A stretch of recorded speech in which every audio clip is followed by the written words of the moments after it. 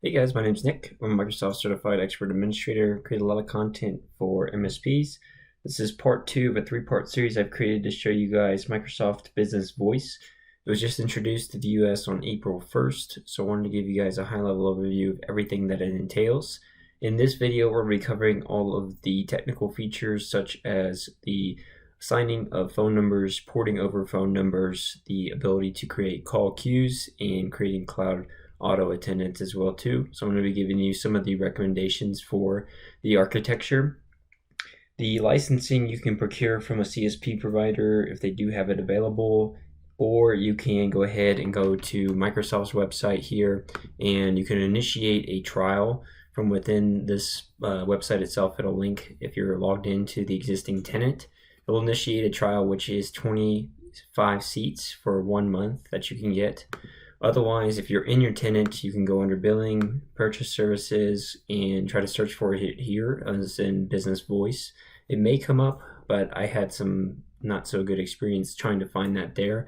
So I found more success in coming here. We're going to go through the wizard that it takes you through here as well too, which you'll see here in just a minute, and also the Teams Admin Center where you can set everything up. Throughout this process, the only other licensing that you need is the Microsoft Phone System Virtual User.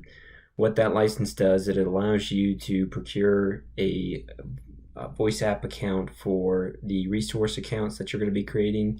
Those are used for your auto attendant or your call queue, where you have people calling into that line and it's routing them to other members of the department. So it's saying, hey, thanks for calling XYZ company, press 1 for sales, press 2 for support, and so forth. Those are what those licenses are for, and those are a $0 price SKU as well too, which you'll see here in just a second. So after you initiate the trial, you're going to go ahead and you'll see this tab here, which is a basic setup wizard that Microsoft's created. You can click on Get Started, and it'll take you through this wizard through setting up and licensing users and setting up your first auto attendant. It's okay if you have a really basic architecture, but I find that if you're going to do something more complex, you wouldn't even want to do this wizard at all. So you'll see here a couple of things that it wants us to get those virtual licenses that I mentioned earlier here, and it needs us to add an emergency address on file. So the first thing that we can do here is go ahead and click on this retry. If you're not using a CSP to procure your licenses, you're going direct, or if you don't want to get these direct, this will take you into the catalog workflow within Microsoft to go ahead and procure the virtual user licenses that you'll need for those resource accounts. So once this loads up here, you'll have the ability to go through the ordering wizard. I would recommend just getting as many licenses here as you want or can, because there's no downside to doing so. And I would also, in hindsight, uncheck that automatically assign to all users with no licenses button. That was something that I had to go fix behind the scenes. So just take note of that. When you click on Checkout Now, it'll take you through the checkout workflow. It wants you to have a card on file. So if you don't already, you can either put a card on file, or in the review process here, this is where you're also putting in an address that it'll take as the emergency location. So make sure it's the address of the actual customer. And then when you're going through the payment methods, I chose invoice because it allows you just to put in a little text field message. I didn't actually have to put a card on file. So this is going through the ordering process, and it'll provision these licenses for us, which we will be assigning to the resource accounts like the call queues and the auto attendants that we'll create. And you guys will see that firsthand when we actually get into the Teams Admin Center. This does it automatically throughout the wizard here, and you'll be able to see that. But in this initial phase here, this is what you need to procure to have all the necessary licensing available within this tenant. And it takes a minute here just for it to load back up. But once we get through there, we'll be taken back to the main page. So then it's kind of confusing, right, because you're booted out of the wizard. But to get back to that, all you need to do is click on Show All and then click on Setup. And under Setup here, this may not propagate for you right away if you really want to do the wizard. But I looked under this here and it had the Business Voice one for me. So I went back to it, I clicked on Get Started again. And now you'll notice that these particular messages were erased just simply because, one, I put my address in there for the emergency address, and I also added the virtual user licenses. So now it's just saying, hey, what's your main line that you want to use to call in on? You could port over an existing number if you do already have one available. Otherwise, this would be the main line of the business where they get routed to other lines. So this is the forefront of what the business number would look like. So be careful before you move forward about what this exactly is. You can always change it, but I would prep for that as well.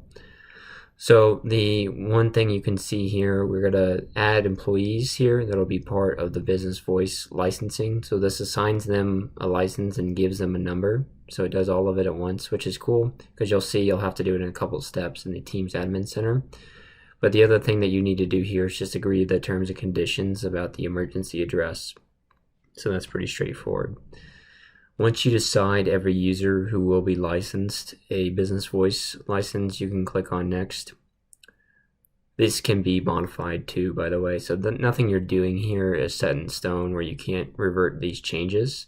You can change the emergency address, you can change all of this, so don't worry about that. For the greeting, this is the main line again, so you can upload or record a greeting, or you could write a field greeting where it's just going to read that out. So in this particular case, I'm just going to do that for simplicity and say, hey, welcome to Dunder Mifflin.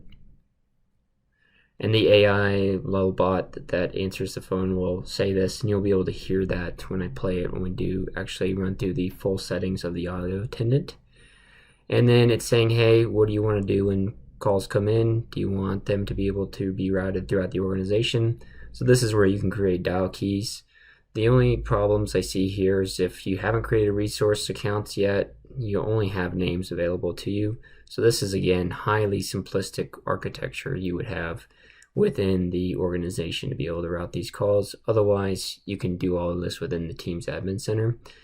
And then this is going to give the caller their instructions. So you can say for one, press sales or vice versa. And you can list out all the dial key options that you have available. Once you're ready, though, you can click on next.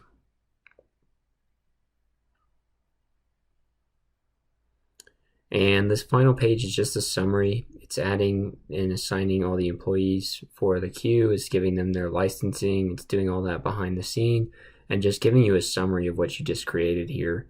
So nothing too special about this page. When you're ready, you can click on done. You don't have to wait for that spinning wheel for the assigning employees to answer calls to go all the way through. Otherwise, you might be waiting for a couple minutes. You'll also notice that we're getting that email message that was sent to the global administrator in the account, which is basically reflecting, a status update of getting phone system ready for the organization. So when it's done, it'll say setup complete and just give you a rating here. You can click on submit. And then if I go into my Outlook environment as the admin, I just wanted to show you guys this email as well too that we got. And that goes through and we have, everything, and it allows us to go to the Teams dashboard, which we'll be using for the rest of this demo here to show you the rest of the features. So I've created this little diagram here to have a workflow for you guys to follow in the sense of the management tasks that you're going to want to do. The management task as far as licensing users, acquiring phone numbers, creating groups, adding resources accounts, creating call queues, and creating auto attendants, I feel like is the best method as far as a workflow checklist to move through. Otherwise, you're going to be popping in and out of different portals and going back and forth to try to get all of this done. So the first thing we need to do here in the 365 Admin Center is, if you haven't already, go under the active users, and you're going to want to assign these people with the Microsoft Business Voice licensing. So if you have anybody here that you want to have a number for, that's going to be a basic prerequisite. So you can click on Manage Product Licenses, and this will pull up here, and you can just check mark that box, and you can click on Save Changes. Now obviously with licensing, just give it a few minutes to propagate before you try to go add a phone line and assign that to the user, because most likely it won't show up. And that's one of the basic prereqs before you start to add the phone lines to the users. The other thing that you'll want to do here, if they're not already set up, you want to start to create groups for the different departments that will have call queues within the organization. They may already exist. Like you may have a 365 group for billing, for instance, with its own set of Teams channel that they all collaborate in today already existing, and that's great. That's what you'll need, and that's the members who will be part of that call queue, and you can decide what routing capabilities that they will have in that sense. So mostly recommend the 365 group, just because then you get the SharePoint sites, you get the Teams channel, so it's easier from an organizational standpoint. You also get that distro email versus just having a security group. I think this is going to be the recommended approach for that as well moving forward. The next thing we're going to want to do here after we've got our group set up for the calling queues, or if they've already been set up, is we're going to want to pop into the Teams Admin Center. So if we go back over here, we'll pop into Teams, and this is where you're going to be doing most of your administrative work. So this will pull up here, and we can see a lot of the features that used to be in the Skype for Business Admin Center are over here if you guys are familiar with that. One of the first things that we'll need to do, if you didn't go through that wizard in the beginning here and you just went straight to the Teams Admin Center, you're going to want to go to Emergency Policies and set up an emergency location. That is going to be a requirement that you're going to want to have within the tenant to be able to start procuring phone numbers and assigning them to users. So if you haven't already done that, go ahead and add that emergency location there. The next thing we'll do here is we'll click on phone numbers. And on this page, you have the ability to create a port order or add new numbers here that you can use. And again, this is populated with some of the phone numbers that I got when I did that wizard in the beginning, but it's also from my own experimentation as well too. With the port orders in this view in the Teams Admin Center, it looks to me like they only support Canada and UK at this time in this view. So the thing that you'll need to do if you're trying to create a port order to port numbers over from an existing telco provider is you'll want to go into the legacy portal. This will open up the Skype for Business Admin Center that you may have been familiar with, or maybe if you're just getting started at Teams, this is what Teams management for the voice capabilities used to be, because it was all Skype for Business.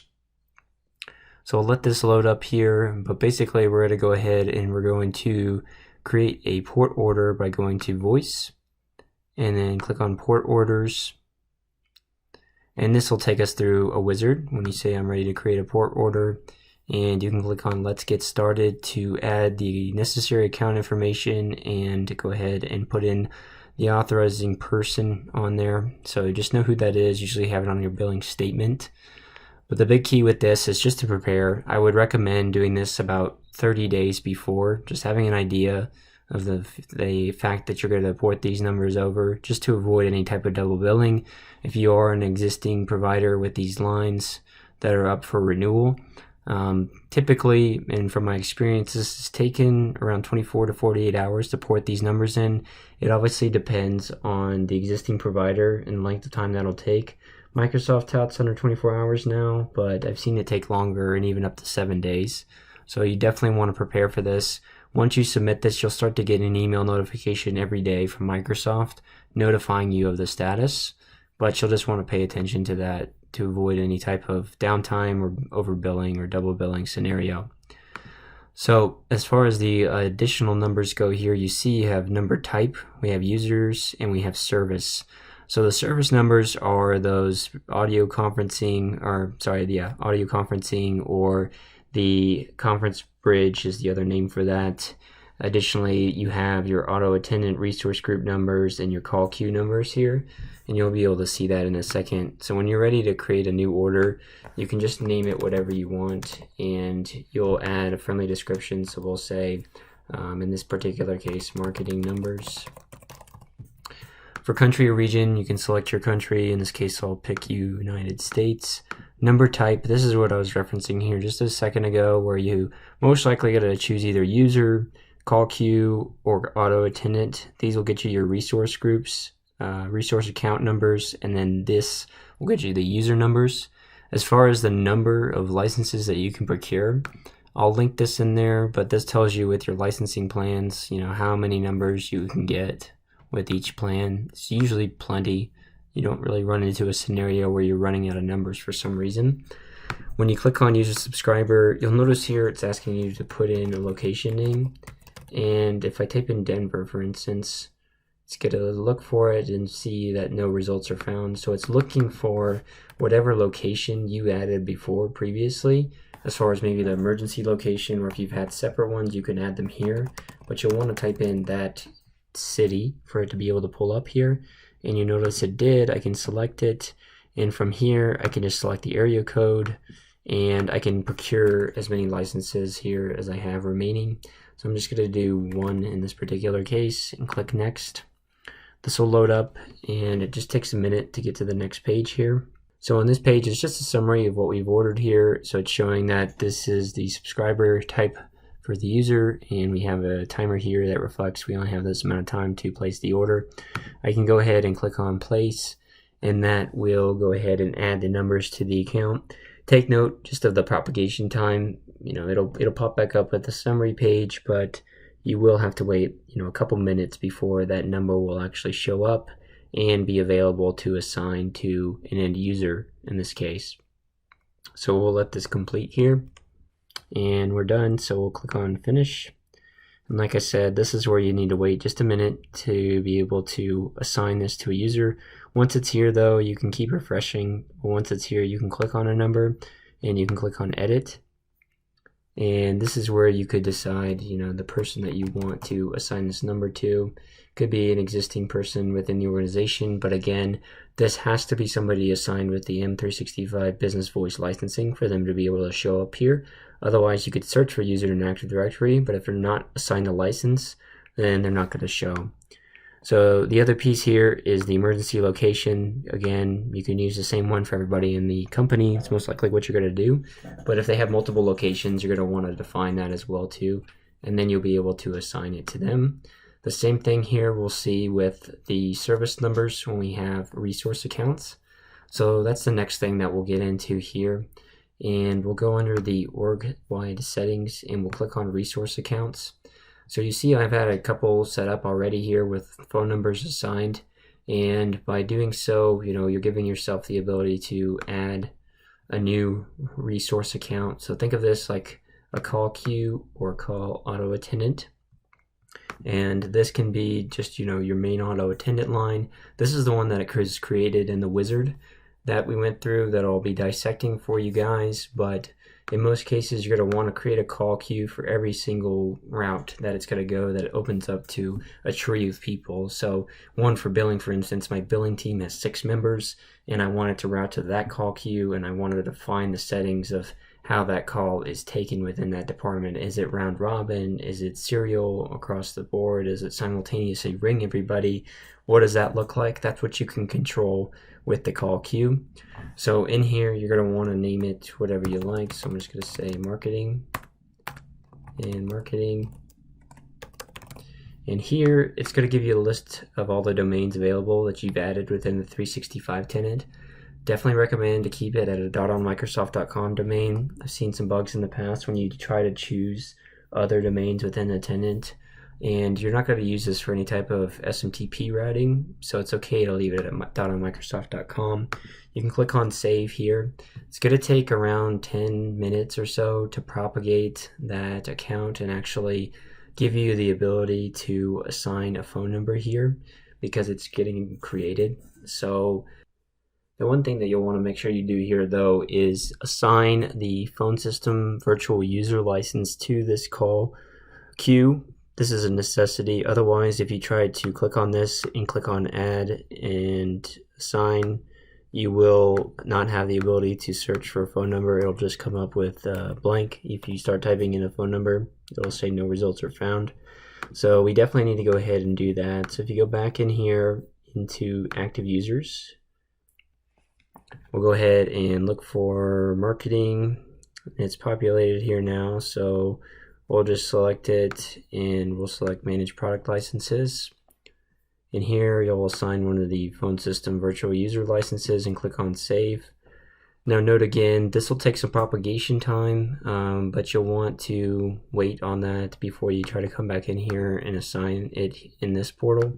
You can try refreshing here. It takes about 5 minutes. Again, I would just walk away for 5 minutes to avoid any type of frustration in not being able to see these. But when you do actually set this up, you're going to want to type in the area code before you type in the full number. Otherwise, it will show no results are found. So just be careful about that, and whatever area code of the country you're calling in from, that'll select from that drop-down list there. And in this section here, I've already added a phone number, but if I was, looking to do so again, it finds all my service numbers here that have been added to the account, and I can go ahead and add them in this pane of glass. So I'm going to avoid that for now, but just note it takes a bit of propagation to get that set up. So now, referencing our diagram here, we want to go ahead and start creating those call queues to make up our auto attendant. So the call queues, again, we want to set up here under the voice section and click on call queues. These are all the routes that will be directed from your auto attendant. So 1 for sales, 2 for billing, 3 for support, things like that. I'm going to go ahead and create a new one, just call it support. And we're going to add our resource account. So I'll look for my support call queue account, resource account that I created. It'll be listed here, and I'll click on add. And this is a greeting. You can choose to play a greeting if you want to. If you want to say, hey, thanks for calling support, blah, blah, blah. Play any music hold that you want. If it's part of the auto attendant call tree though, normally you're just going to want it to go into the routing to the agents associated with the call queue. So in this case, it may be every member of the support group, if you just want to add the group itself here, or if you want to add individual agents. Attendant routing is if you are going to want to simultaneously ring everybody at the same time. The serial routing is if you start to add users here, it'll do it in the list that you define in that particular manner. So Jim, John will go, one by one for the alert time that you define here as well too. So this is saying, hey, 30 seconds for Jim, and then move on to John in that case. Round robin is equally dispersed across all the agents in the call queue. So if you have 100 calls in one day with a call queue of 10 agents, each agent will get 10 calls. Agent can opt out of taking calls. This is an important one that you should take note of. If you leave this on, that agent can go into their own settings in Teams and remove themselves from the call queue. You may want that just for them to give them the autonomy of doing so. But if you're trying to, be a little bit stricter, you may want to turn this off so they don't have that ability. For call overflow handling, this is saying that we accept this maximum amount of calls in this queue at one time before it's either disconnected or redirected. With the redirect, you can direct to a person in the organization or a voice app. And the voice app could be another call queue, could be another auto attendant, which you can say this is a voicemail. So a voice app could go to an auto attendant and then specifically redirects to another voicemail app itself too. So it's a little bit tiered in that sense, but you can redirect it. And then call timeout handling. This is the maximum hold time that you're willing to give for those end users before redirecting them. Maybe you want to redirect them back to the auto attendant to try to get another option if your support line is built up. Or potentially you want to give the ability to route to a certain person within the organization that may have this forwarding directly to their voicemail. That's another consideration too. The big thing here is that call queues don't allow you to redirect immediately to voicemail, whereas auto attendants do. And you'll be able to see that here in just a second. So once you're done, you can define all these settings, and I'm just going to put disconnect for the sake of being able to save this.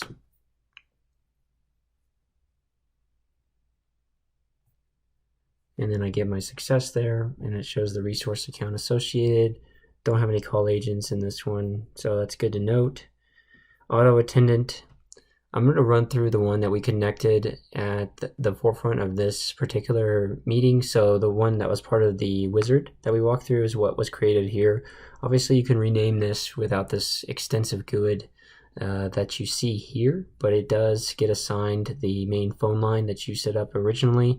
As far as the operator goes, you can have this person set up to be a person within the organization or a voice app, if you want them to have another route for, being another auto attendant or call queue if you wanted to. Most likely though, it's going to either be a person or nobody. So if it's a person, they can press 0 at any time and it can redirect to an auto attendant. Or you may want to set up an auto attendant specifically just for voicemail, and or a person that forwards immediately to voicemail, where they can at any time just leave a voicemail instead of having to go through the queues. Could be a possibility.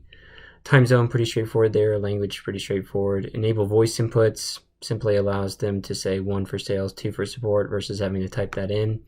Pretty straightforward in that sense. For the call flow, this is your initial greeting. Again, we define that in the wizard, but you can create whatever you want here or upload an audio file. Then it's going to route to, your call tree here, 1 for sales, 2 for billing, 3 for support. And you assign these dial keys accordingly here. So when you assign a dial key, I can select a number. Generally try to avoid 0 if we define an operator, and not let them select that option. So you either want to say it's going to a voicemail. 3 for voicemail is always a good option if you want to do it that way. Or you could do another voice app, and it allows you to search for a resource account. So we can search for that support call queue we just created, and then that'll be directed accordingly. And I'm just going to call this support. So they can either say 3 or they could just say support, and it'll route them accordingly. Additionally, down here you see directory search. You could do dial by name, dial by extension. Unfortunately, it's binary in the sense that you have to choose one or the other. So you could dial by name, you could type in Tom. If there's 2 Toms within your organization, it'll say, do you mean Tom L or Tom S type of deal. So it does have that kind of intelligent routing. And then dial by extension, I've made another video of this, which I'll link in this one underneath here, but you basically have to add an Active Directory attribute for that phone number with the extension, and it'll route accordingly. So at any time, that person can just type in the extension, hit pound, and be redirected to that individual user.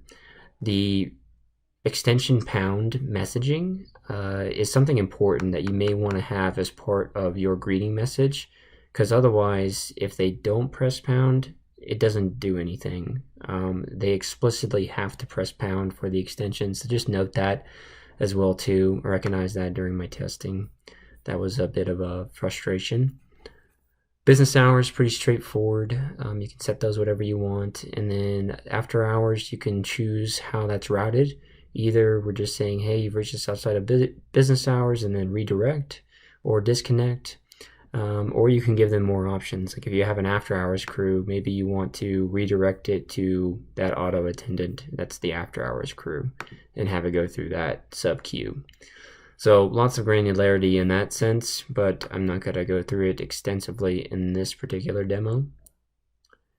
For holiday call settings, pretty straightforward here. You add one, you add a name, you add the dates and times of when that holiday occurs. You can add a greeting, and then the actions. Either it disconnects or you redirect to a certain queue or whatever it may be. So that's again going to be specific to the business. And lastly here, we have the ability to scope out this auto attendant to certain users or groups. This might be something good where you have multiple locations within the tenant and you have different auto attendants for each location, potentially.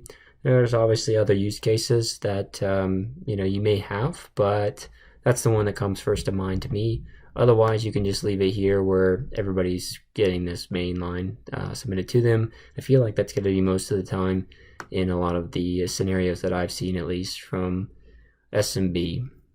So when you're done there, you can go ahead and submit it. And I'm going to go ahead and give it a little call here, just so you can hear what it's like when they do call in. Hello, thanks for calling Dunder Mifflin Paper Company. Select 1 for sales, 2 for billing, 3 for support. So it's pretty straightforward there, and that's just all with the typing in the greeting message there that you can see, and they can then get routed throughout the organization. The biggest advice, again, just definitely do this discovery as much as you can to gather the information that you'll need to create these, and you can always tweak them later on. So be cognizant of the auto attendants being able to be the only ones to create the voicemails, and the ability to forward to people who have voicemail as well. That's everything I wanted to show though for this demo video. In the next video, we're going to go through some of the admin policies that you can set up here, as well as the end user experience. Like and subscribe if you guys want to see more content like this, and I'll see you in the next video.